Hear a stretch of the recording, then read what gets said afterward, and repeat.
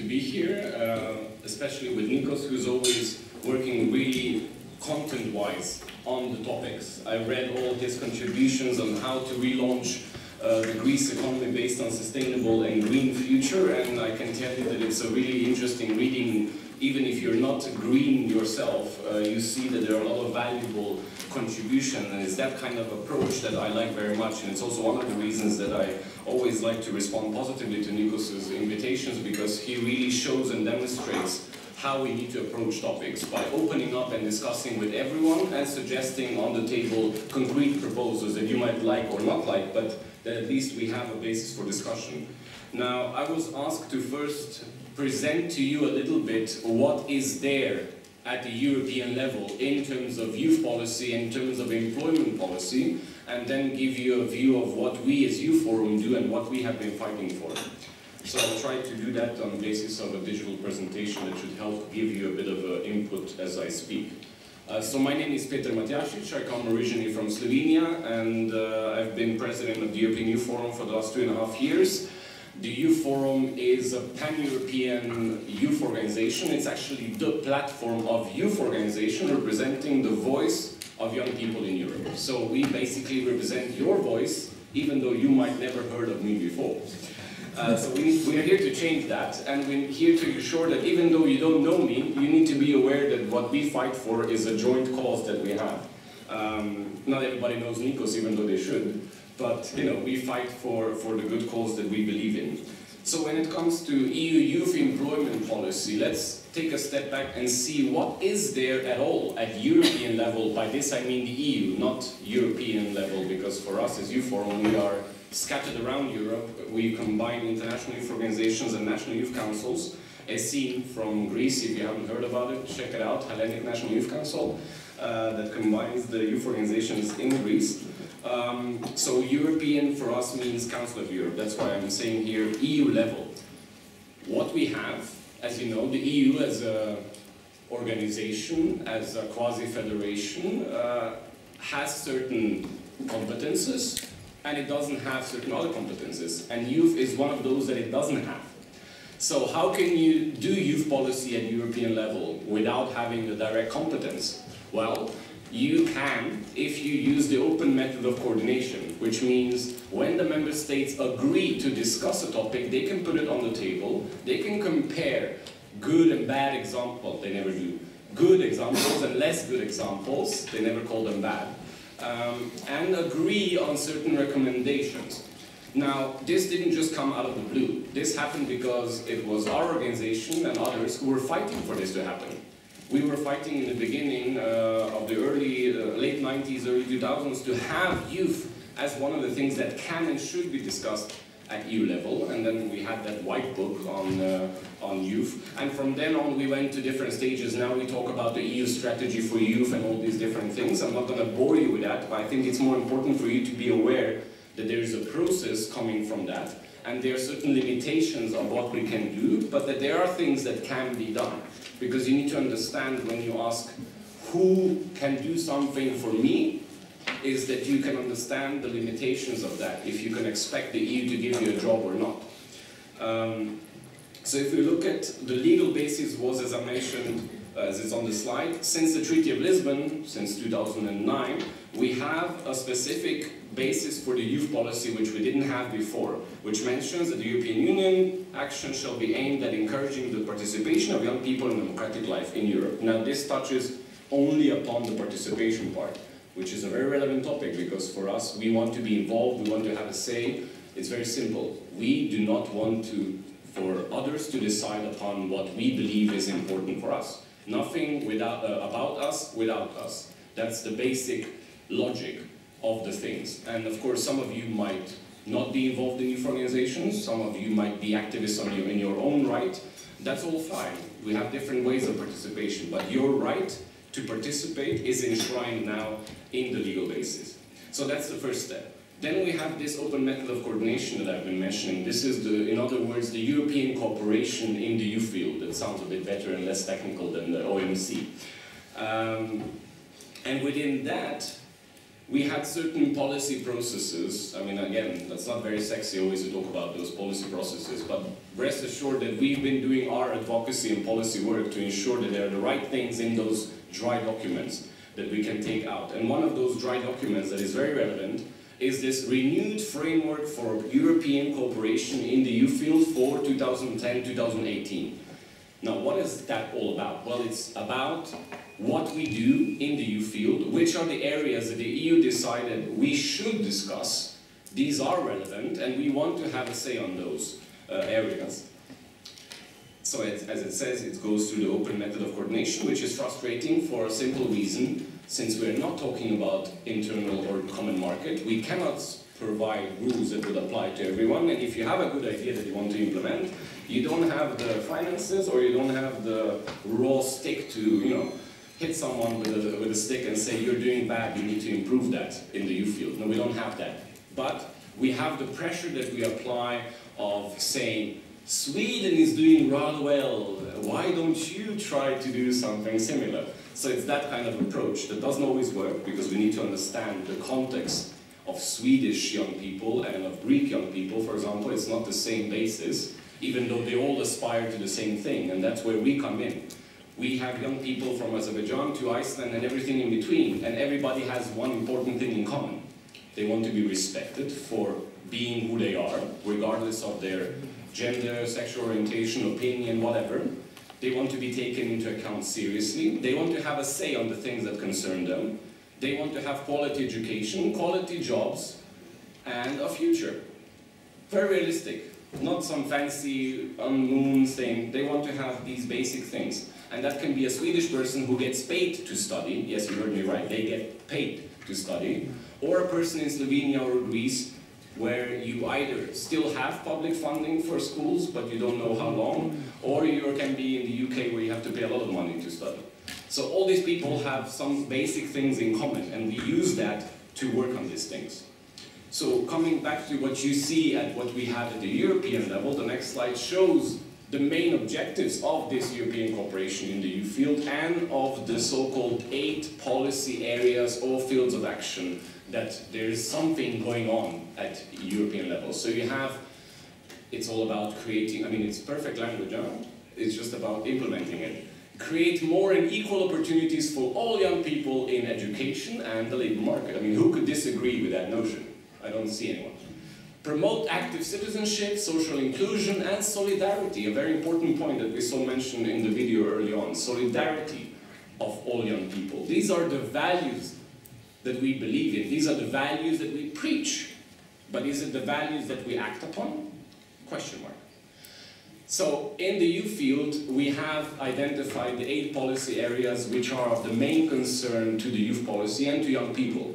Education and training, employment and entrepreneurship, health and well-being, participation, voluntary activity, social inclusion, youth and the world, culture and creativity. Now, what does that mean? Behind all of that are very concrete steps and areas and policies in different member countries. But what it means is that we, when we do something at European level, need to fit into one of those to be able to make a council resolution or recommendation or something to move things ahead. And why do you think we want to have a council resolution or a proposal on something? Well, because that's the policy tools that we have. If I want to change something, if I want to improve our lives, if I want to ensure that there are policy measures that answer and tackle the problems that we are facing, I need to engage in that. I need to engage in that process. I need to ensure that the overall framework that the EU sets is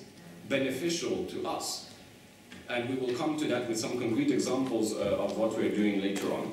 So European cooperation in the youth field, if you look at the next slide, proposes something that is very important and crucial when we talk about youth policy, a cross-sectorial approach. Now, what does that mean? You're a young person, yes, but that doesn't define you, or that's not the only thing that defines you.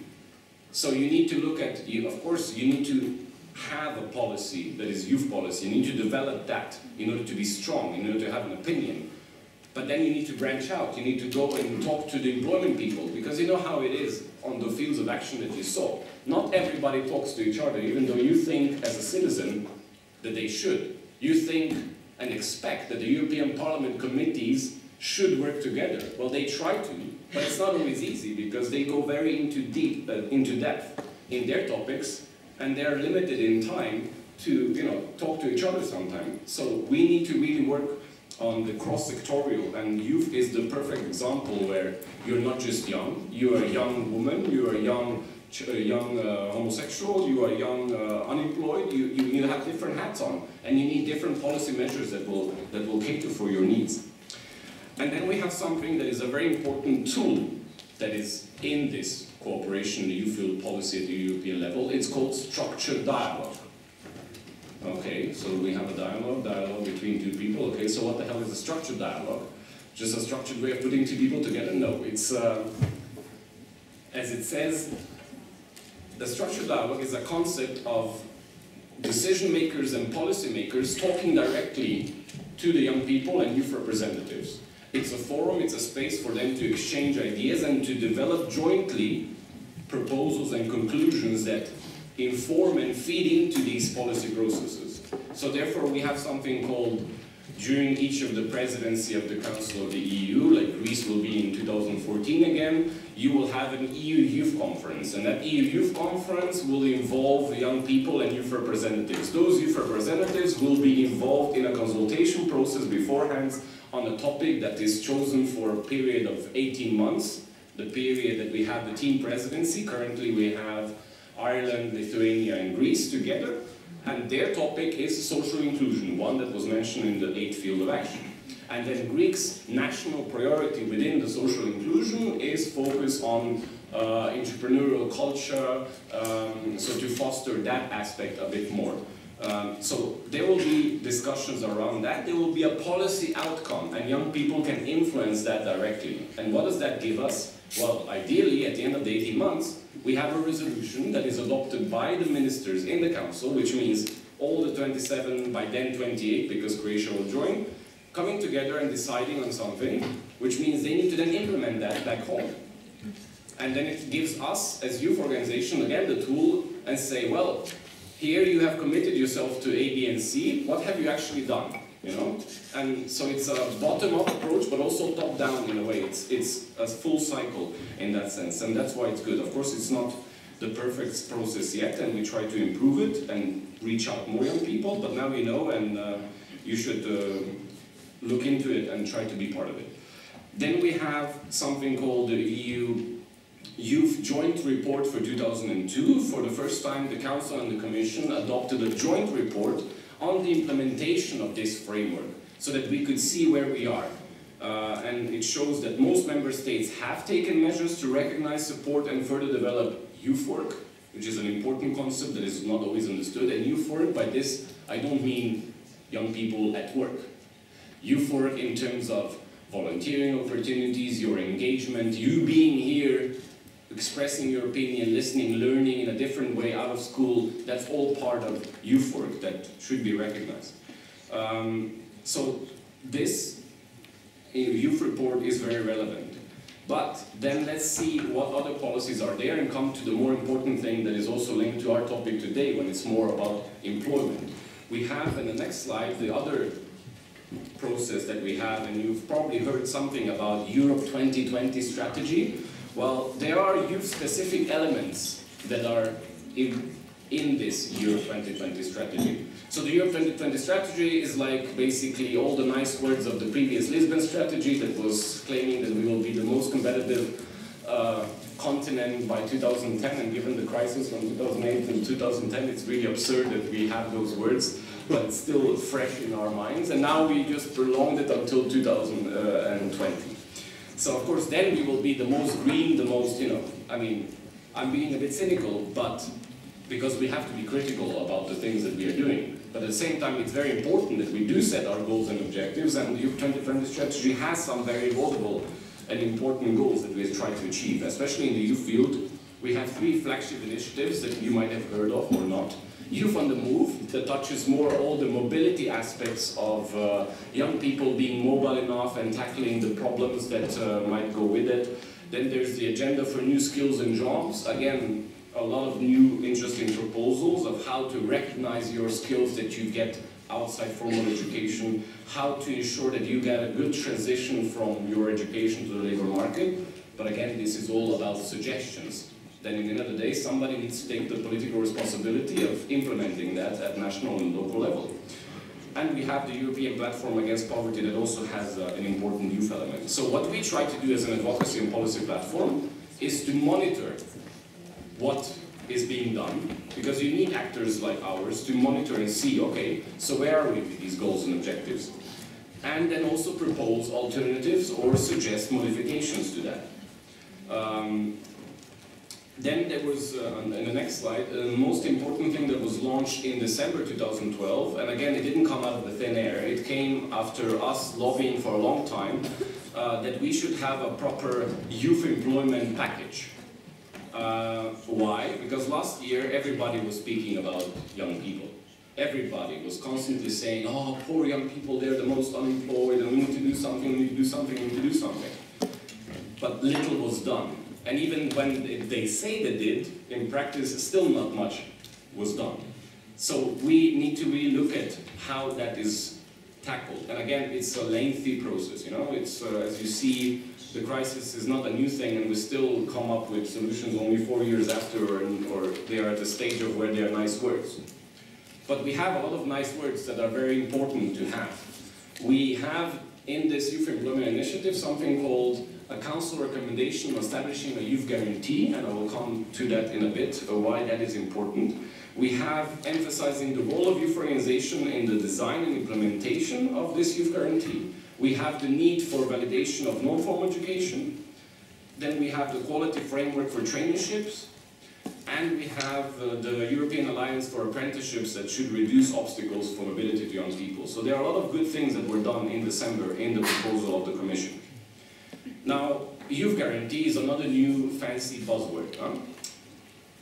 It's a very good thing because we've been claiming this and we've been promoting this that was done in the Scandinavian countries already in the early 80s and 90s. What is it? It's a good quality offer of employment or continued education or apprenticeships or traineeship with a period of 4 months of becoming unemployed or leaving formal education. It's basically to ensure that you're not just in a vacuum, you're not just left to yourself, that you have an opportunity and that there are employment services who need to do their job properly to offer you something that you can find and be assisted in this process, in this transition period. Now, do we have a youth guarantee already? We have it in several countries. And if you look at the data, you will see that those countries in the EU at the moment who don't have a youth guarantee scheme, such as Greece, Spain, Italy, Portugal, have the highest youth unemployment. If you look at the countries that do have one, Sweden, Finland, Denmark, Austria, they have the lowest. So they must be doing something right. But again, we know from experience that you cannot just take one measure that works in one country and just drop it on another country. We know that doesn't work. We tried that model with flexicurity. Anybody heard of flexicurity? The super duper Danish model that worked very well in Denmark. Why? Because they had security. So it was very easy to add the flexibility part. But in Slovenia, when we got sort of a security, got a lot of flexibility, it didn't work that well. So, and I'm sure that in other countries in the south, you can feel the same. So either you tax us, and Slovenia is very popular, and I can bitch about my own country. It's very popular to use the Scandinavian model of taxation to get revenue, but it's not very popular to give back the same amount of revenue gathered to the society. So, you know, we need to look into that. But back on the youth guarantee, on the European level, what we got, the European Council has committed 6 billion euro to support the implementation of the youth guarantee scheme, which you can say, great, finally. But then we need to remember that the International Labour Organization, ILO, said that in order to have a proper functioning youth guarantee scheme implemented in Europe who would cater for the needs of the young unemployed, we would need 21 billion. So make the math for yourself and see where we are. But it's still important to have it. And to finish up, I will just mention the positions that we have in the Youth Forum for what we have been calling for. So we focused on what is needed, what is the basics. We need a more equal and inclusive labor market. We need fair contracts. a framework directive on contractor arrangements that should be done by the Parliament or the Commission as a legislative proposal would be a good start. We need a European status for interns. Most of you have been or will be intern at one point, and that's not a bad thing, as long as it's properly provided, either as part of education or properly remunerated. Better support for young entrepreneurs, and we have a colleague who is going to mention that and speak about that. Of course, if I may say, being an entrepreneur doesn't solve all the problems, but you need to be provided for, you need to be guided, you need to be given information of what it means, and then also proper social protection as an entrepreneur. And last but not least, a more sustainable economy. The growth model that we have at the moment is clearly not working, so we need to refocus, rethink, and relaunch the European economy on a base of more sustainable development that focuses on young people as one of its main assets. Thank you very much for your attention.